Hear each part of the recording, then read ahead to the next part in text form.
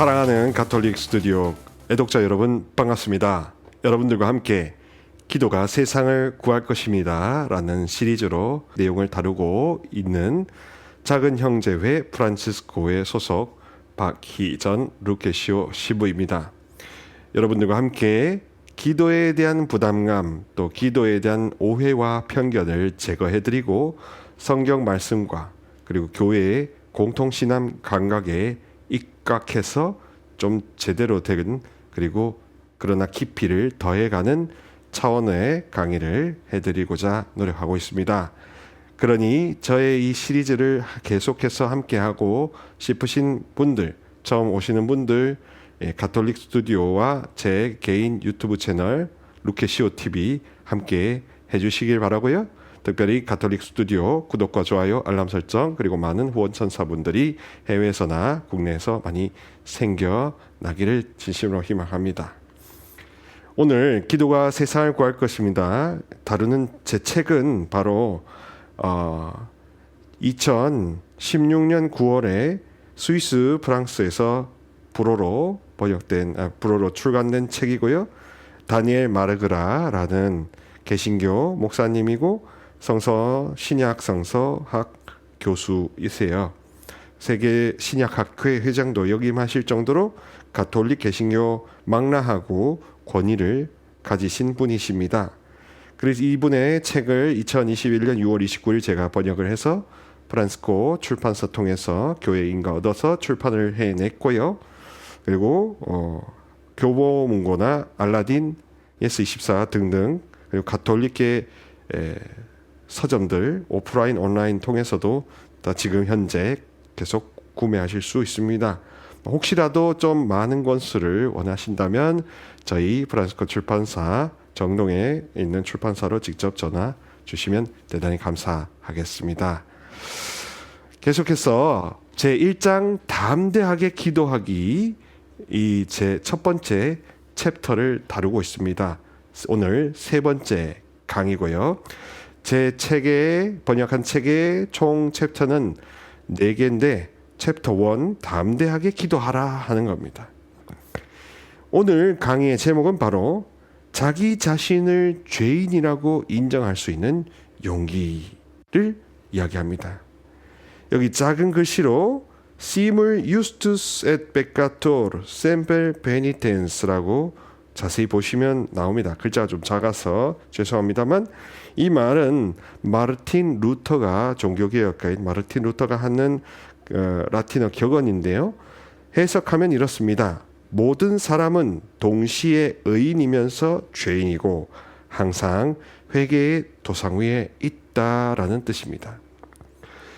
여기서 하나 짚고 넘어갈 부분이 바로 우리 동양 사상, 특히 성리학적 관점에서 말하는 사회 질서에서 말하는 내가 좀 낮고 내가 좀 부족하다 라는 겸손의 마음하고 성경에서 말하고 이 강의에서 말씀드리는 그 겸손하고 같은 문제인가 다른 문제인가 하는 것입니다.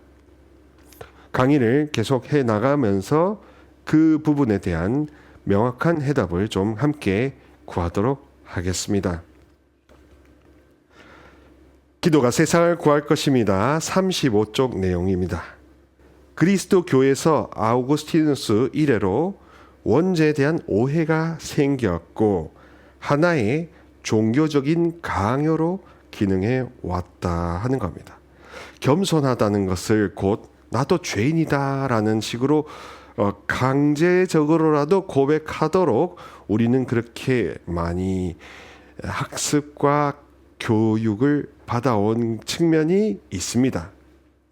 그래서 내가 왜 죄인이지? 라는 이런 감정이나 생각을 동시에 품으면서도 나는 죄인이다라는 것을 억지로 이야기하지 않으면 뭔가 이 조직에 속하지 않는 것 같은 딜레마를 늘 안고 사는 거죠.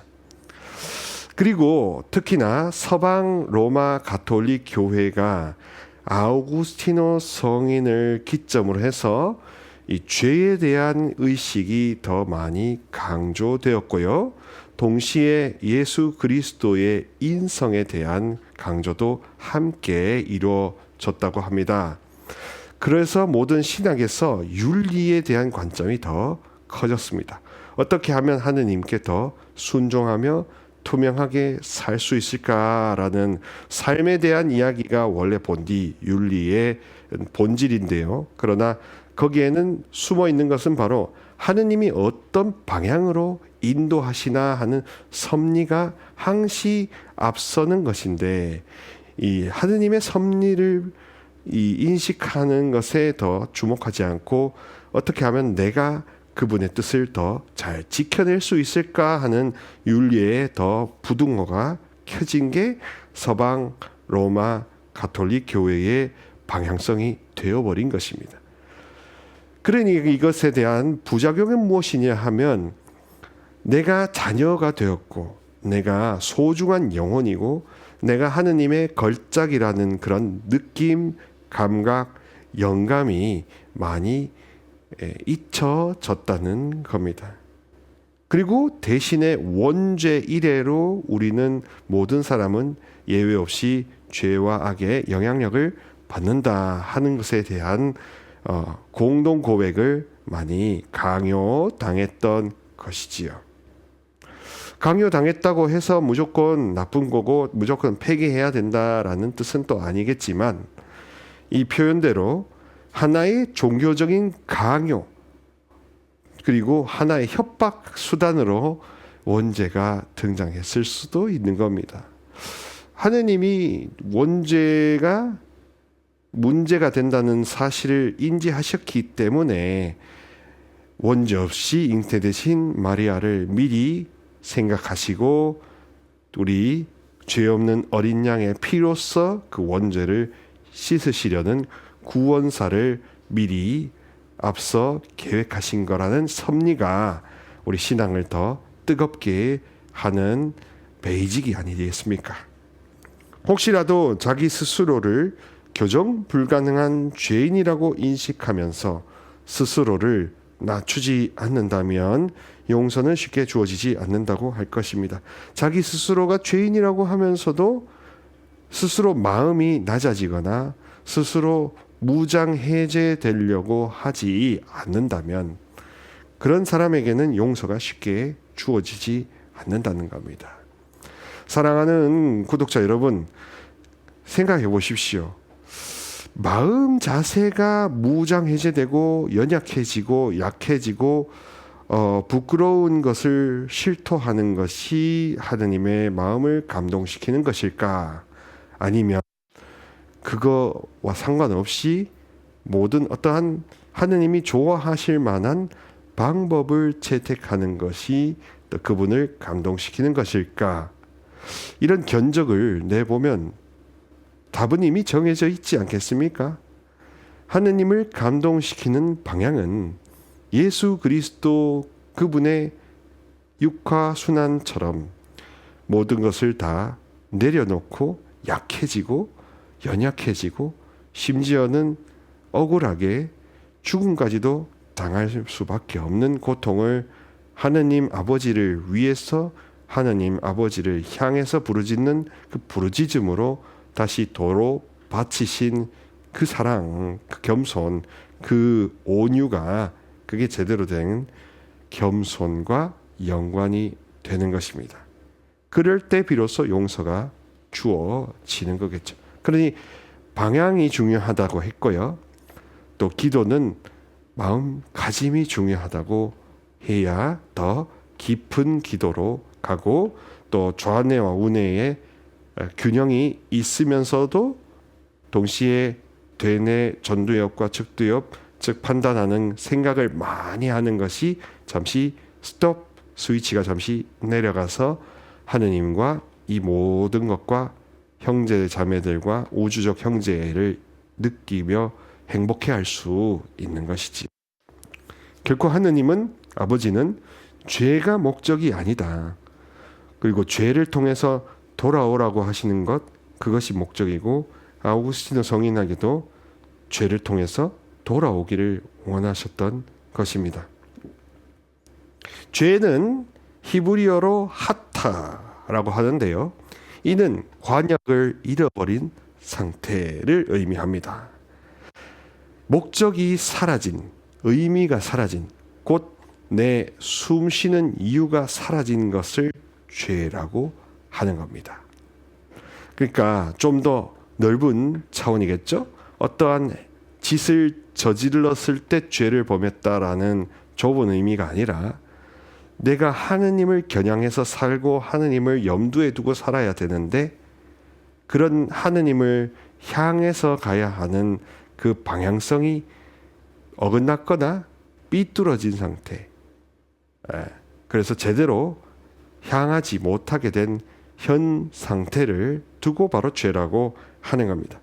하느님 앞에 자신이 죄인이라는 것을 인정한다는 것은요, 죄가 나와 타인에게 불행을 일으키는 원인이고 나와 타인의 삶을 빚어가기보다는 파괴하는 일이 나에게도 일어난다는 점, 즉 나도 예외가 되지 않는다. 내가 내 죄나 내가 나 자신을 추구하거나 나 자신의 생각을 추구하는 것으로 인해서 결국 파멸이 상대와 나 자신에게도 얼마든지 올 수 있다는 것을 인정하는 할 때 바로 약해질 수가 있는 것이죠. 솔직해질 수가 있는 거죠. 그것을 두고 나도 죄인이다라고 표현을 하는 겁니다. 그러니 내가 자신이 죄인이라고 하는 것은 결코 부끄러운 게 아니라 살려는 몸부림이다. 살려는 몸짓, 살리시려는 몸짓이다라고 이해하시면 되겠습니다.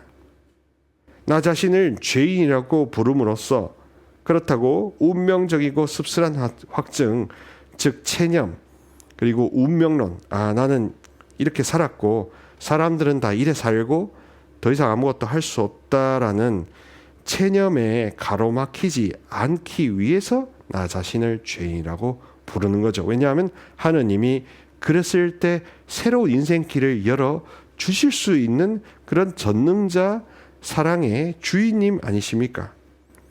하느님께서 내게 행복이라는 소명을 주셨고 나 홀로 그것을 할 수 없다는 점을 인정할 때 바로 표현이 나도 죄인이다라고 표현이 되는 거죠. 아무것도 안 된다, 아무것도 할 수 없다, 이렇게 사람은 살다가 그냥 저 세상으로 가는갑다라고 하는 이 낙심에서 나오는 의미의 죄인은 진정 성경적 하느님이 원하시는 차원의 솔직한 고백이 아니다라는 겁니다. 이렇게 관역을 잃어버린 것을 인정하는 것은 하느님 앞에서 자신을 모욕하는 것을 뜻하지 않는다. 하느님 앞에 자연스럽게 나도 죄인이고 엇나갔고 하느님과 멀리 나 멋대로 하느님 밖에서 살았다. 그분의 통제와 쓴소리 바깥에서 혼자 조용하게 잘 지내려고 살았다 하는 회한을 고백할 때 바로 나도 죄인입니다 라는 표현으로 바꾸어 쓸 수 있는 거죠. 나는 내 인생을 후회합니다 라고 말하고 나는 죄인입니다 라고 읽는다는 뜻입니다. 나는 죄인입니다 라고 읽고 나는 내 인생의 과거를 후회하고 애통해합니다 라고 느끼는 겁니다. 그러니 내가 죄인이다 라는 것은 결코 네가 못났다라는 의미가 아닌 것입니다. 그러니 내가 못났고 내가 부족하고 내가 자격이 되나 하는 의심을 가지는 것 자체가 신성모독이라고 할 수도 있는 겁니다. 아버지를 그렇게 못 믿기 때문에 그분에게 가장 큰 불경을 드리는 길이 바로 나 자신을 못났다고 생각하고 더 이상의 희망과 변화에 대한 기대가 없는 것이 되죠. 하느님께서는 당신 피조물의 굴욕을 원치 않으십니다. 씁쓸한 상처로부터 해방시켜주는 용서를 받을 수 있도록 구하는 것입니다. 무의식에서 벗어나도록 하는 명쾌함을 후회에 뿌리를 뽑는 자유를 구하는 것입니다. 사랑하는 구독자 여러분, 그러니까 우리가 정말로 하느님의 사랑을 구하려면, 반대로 말하면 나는 당신 없이 살고 당신 없이 편하게 살려고 했던 그 시간을 지금 와서 매우 후회하고 애통해합니다. 그래서 저는 당신 앞에 그저 죄인일 따름입니다 라는 표현을 할 때 그 엄청난 효과는요, 무의식에서 잠재되어 있는 죄책감을 벗겨 주시고요, 그리고 후회의 뿌리를 뽑아주시는 자유로운 자비, 자유롭게 만들어주시는 엄청난 자비를 절감한다는 뜻에 있습니다. 그리고 죄인이라는 표현이 막연히 부정적이거나 피해야 될 의미로서의 고백이 아니라 좀 더 적극적으로 생각하자면 제일 빨리 사는 지름길이라고 하는 겁니다. 나도 죄인입니다. 저도 죄인입니다. 저도 저의 지난 날에서 후회가 안 되는 부분이 없겠습니까? 후회가 되는 부분이 참 많죠. 그렇기 때문에 하느님의 사랑이, 하느님의 씻김이, 예수 그리스도의 오상에서 흘러나온 저 고귀한 보혈이 나를 깨끗하게 씻겨 주셔야만 나도 용서받을 수 있는 죄인이라는 점이 바로 우리 가톨릭 그리스도교의 가장 큰 신비 아니겠습니까? 하느님께서는 죄책감을 느끼게 하는 것을 넘어서서 더 큰 마음을 지니고 계시며, 죄에 대한 후회로 숨막히는 것을 넘어서서 더 위대하십니다. 그러니까 내 죄책감, 내 죄의식 때문에 눌려 있다면, 그래서 하느님의 더 크심, 더 위대하심, 더 전능하심을 눈여겨보지 않는다면 그게 바로 불신 아니겠습니까?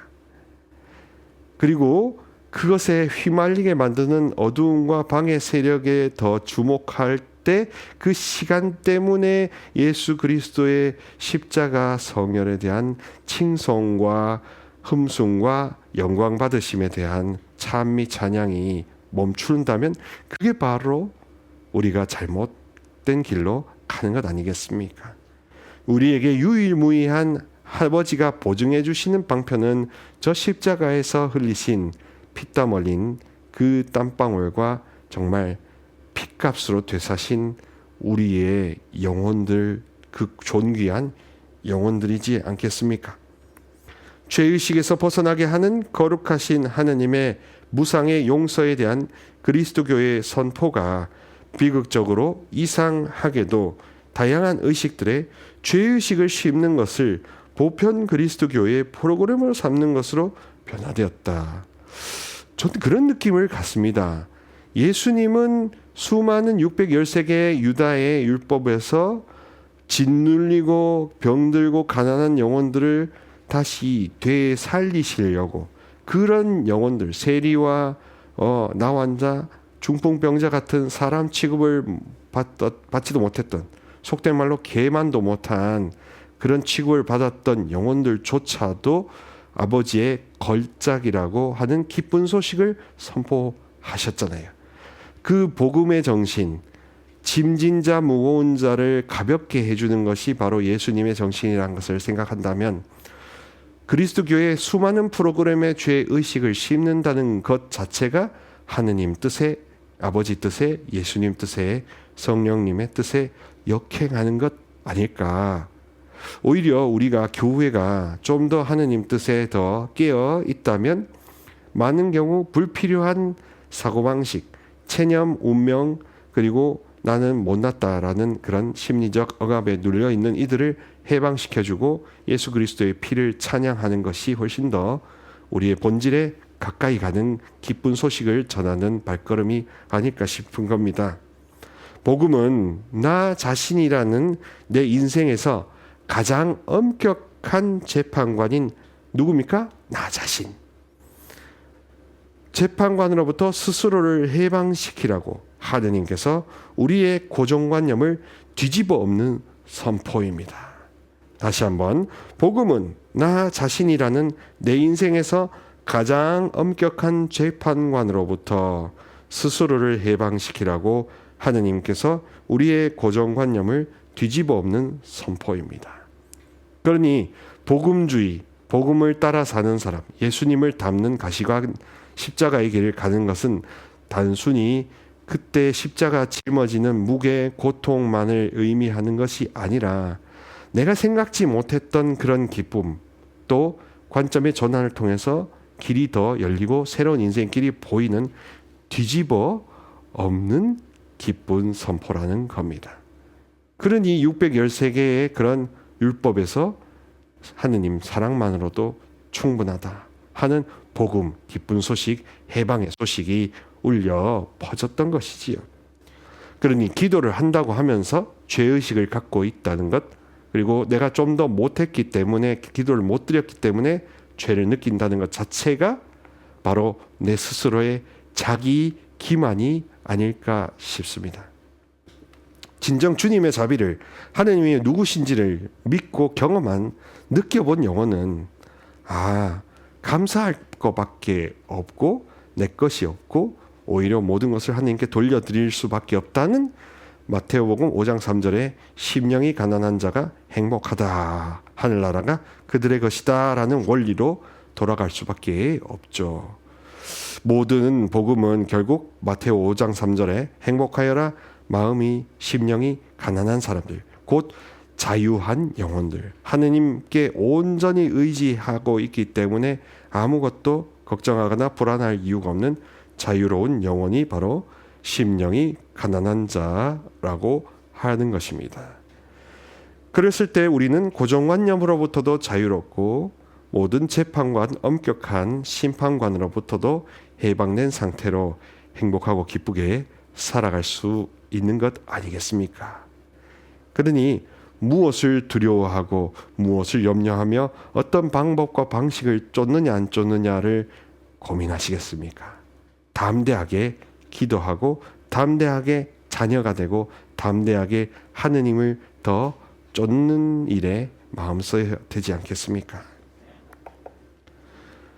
통의 정신, 곧 자신이 지은 죄에 대해 애석해하는 마음은 자신이 비참함 속으로 빠져드는 것을 뜻하지 않습니다.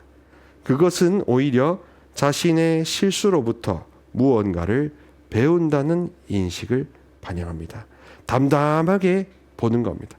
무언가 그냥 실수했고 배울 수 있다라는 것이 바로 애통하는 것이죠. 사랑하는 가톨릭 스튜디오 구독자 여러분, 우리가 통회 정신을 품는다고 하면서 내 스스로를 하느님의 걸작이라는 것을 믿지 않는다면 진짜 믿음이 아닌 것입니다. 오히려 하느님의 걸작이라는 것을 믿으면 그 어떤 영혼도 소외받지 말아야 한다는 의식이 당연히 도출될 것이고요. 그리고 자기 지은 죄에 대해 애석하고 비참함 속으로 빠져들고 움츠려드는 것이 진짜 회개가 아니라는 것입니다. 오히려 이것을 통해서 나는 이런 것을 배웠고 다시는 그쪽으로 가지 않으려는 방향 설정에 도움을 받는 게 진짜 회개 아니겠습니까? 그렇게 해서 우리가 하느님을 더 추구하는 방향이 무엇인가, 담대해지는 길의 방향은 어디인가 하는 항상 방향에 대한 고민, 저의 지론인 방식보다는 방향이다 하는 거기에 대해서 좀 많이 공감해 주셨으면 좋겠습니다. 어떻게 짧은 시간이지만 알찬 내용 혹시 새겨 보셨나요? 여러분들께 비록 짧은 시간이지만 혹시라도 계속해서 돌려보시고 새겨보신다면 깊은 의미를 전달해 드릴 수 있는 내용들이 있었으리라 믿습니다. 기도는 그야말로 방법이나 방식보다 형식보다 이제 방향이고 관계고 소속감이고 자존감이며 일치감으로 연합되는 합치감으로 나아가야 깊은 기도로, 깊은 소식으로, 복음으로 접근하는 게 멀리 있지 않다는 것을 느끼실 수 있을 것이고요. 그렇기 때문에 이런저런 방법론에 대한 고민이 이제 가벼워지리라고 확실합니다. 가톨릭 스튜디오 채널은 언제나 여러분들께 복음과 하느님 마음에 드는 길이 무엇인지를 전해드리려고 열심히 분주히 노력하고 있습니다.